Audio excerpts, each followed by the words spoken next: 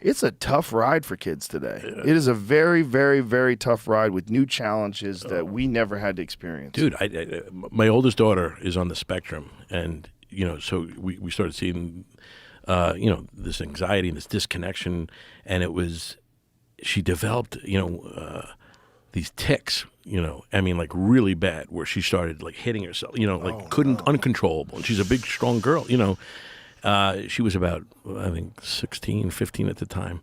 And, I remember, it was so scary for me that I had to lay on her at night and hold her down. And I'm pretty sure she was hitting so hard, and she's apologizing. She's like, "I'm sorry that, and I'm like, what are you kidding me?" It was just, it broke my heart. So we brought her to the hospital. We went to the hospital to find out we didn't even know what this was. And, where it was coming from. So they got her to calm down, and she was still ticking and stuff. And I talked to the neurologist. Is that what it is? I guess, I don't know, the doctor, and I go, "What is this? What can we do?" And he basically said, "She's developed these tics. It's like, this is something you're just going to have to learn to deal with. You're going to have a child like this, and you have to prepare yourself that you and your wife are going to have to, deal with this for the rest of your life this way." And I was like, "There's got to be a different way." He's like, "There's no way of really, we don't know, And I went, oh man, it crushed me. So it was like me and my wife were like, "What do we do?"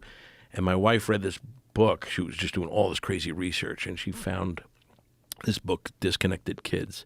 And it was by Dr. Robert Melillo. So, I got involved with him. I called him, and he literally took my daughter. He goes, "I know what this is." He goes, "It's okay." He says, I can work with her. And we were just we were lost. We didn't know what to do. I mean, violent. It was like, oof.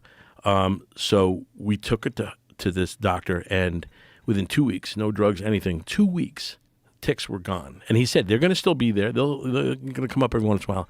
But he fixed her, man. And I'm like, whoa. It blew my mind, man. It's like, so I was like, I just want to give other parents hope. And I knew another guy who had a daughter who's severely autistic, and she was nonverbal and violent too.